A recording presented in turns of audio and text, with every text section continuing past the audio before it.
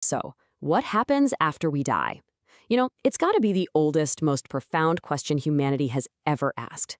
For thousands of years, we've looked everywhere for answers: religion, philosophy, science.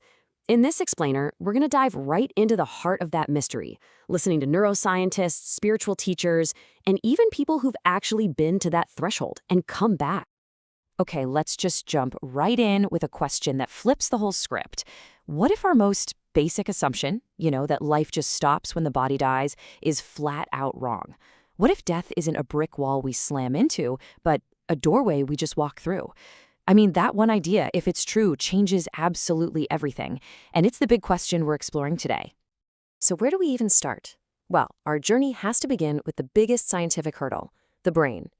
Now, the standard view, what they call materialism, says that the brain creates consciousness. It's a neat and tidy model, and hey, it's powered science for centuries. The brain dies, the lights go out. End of story. But what if that's not the whole picture? There's a growing pile of evidence that suggests there's much, much more to who we are.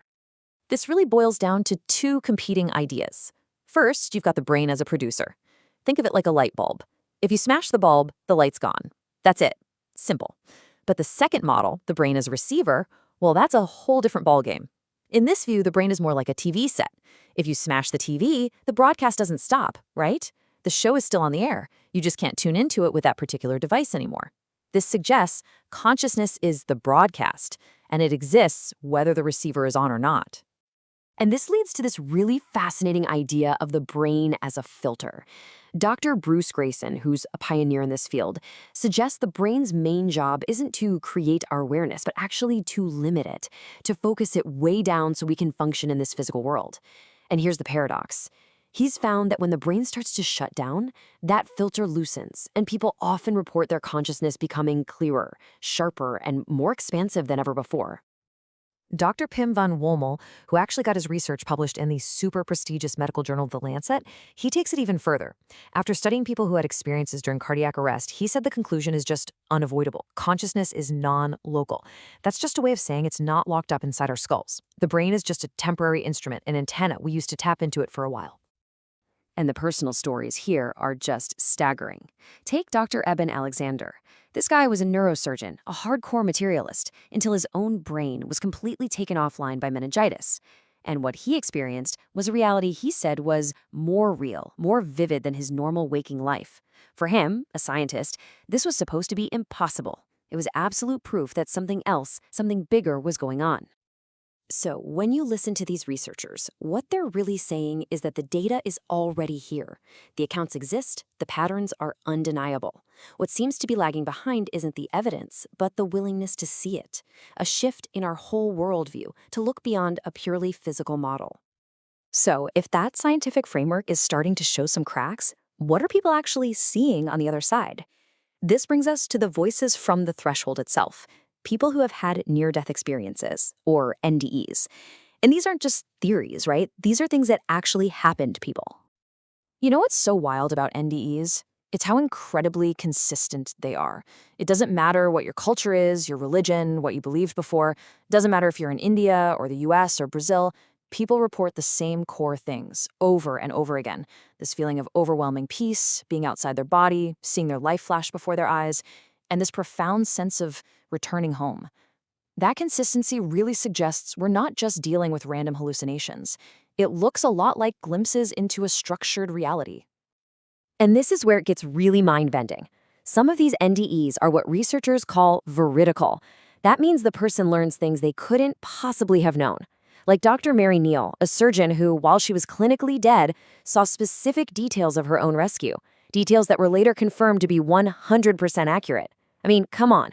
That is powerful evidence that consciousness isn't stuck in the body. It can see and know things without using our physical senses. So where are people going in these experiences? What's the destination?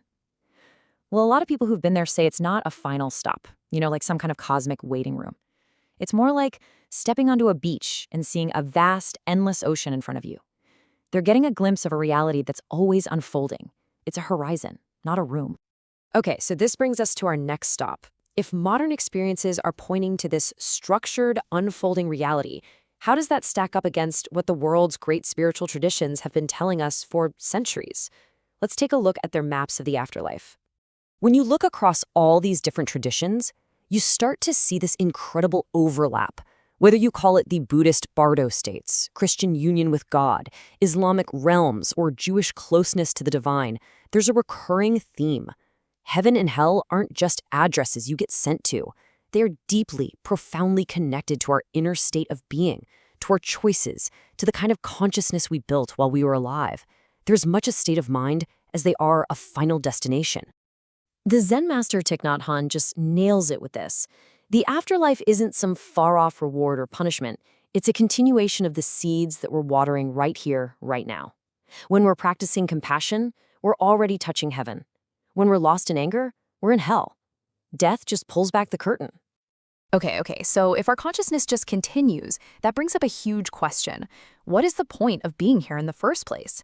If we're eternal, why bother with this messy, difficult, finite physical life? What's the purpose of this one chapter in what might be a much, much larger story? A lot of traditions and thinkers see incarnation not as a punishment, but as a deliberate choice. It's like a cosmic curriculum, you know? The idea is that this eternal consciousness dives into a state of limitation. It forgets who it truly is, so it can learn very specific lessons. Lessons that are only possible through physical experience, like empathy, courage, and unconditional love. And this is just such a profound thought. Stephen Jenkinson argues that the very limits of this life are its greatest gift. Think about it. Eternity doesn't have deadlines. It's the scarcity of our time here that forces us to choose, to love fiercely, to grieve deeply. Mortality isn't some design flaw in the system. It's the teaching itself. It's what gives our lives meaning. At the end of the day, it all kind of points to this one idea. This life is the soul's gymnasium. It's where we come to lift the heavy weights of separation and loss, not to be punished, but as a training ground to grow our awareness. It's a workshop, not a prison. All right, for our last section, let's zoom all the way out. Let's really think about the implications for all of us. What would happen to our world, to our entire civilization, if we, as a species, just stopped being afraid of death? How would that change everything? The change would be radical. I mean, just think about it. Healthcare would pivot from just trying to avoid death at all costs to focusing on quality of life and dying with dignity. Our economy, which is so driven by scarcity and getting more stuff, could shift to being about contribution and purpose. And politics?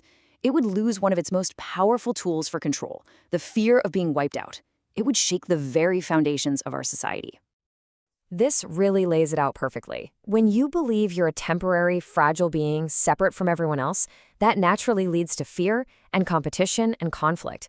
But in understanding that we're eternal and all interconnected, that fosters the exact opposite: compassion, generosity, and a real sense of responsibility for each other. It doesn't make you careless, it makes you live more consciously. Elizabeth Kubler-Ross, who spent her entire life with people who were dying, she said it best. The fear of death is totally tied up with the fear of living. We play it safe, we hold back our true feelings, we don't take risks because we're terrified to lose what we have. But if you take away that fear of the ultimate loss, you set people free to live more fully, more openly, and just more honestly.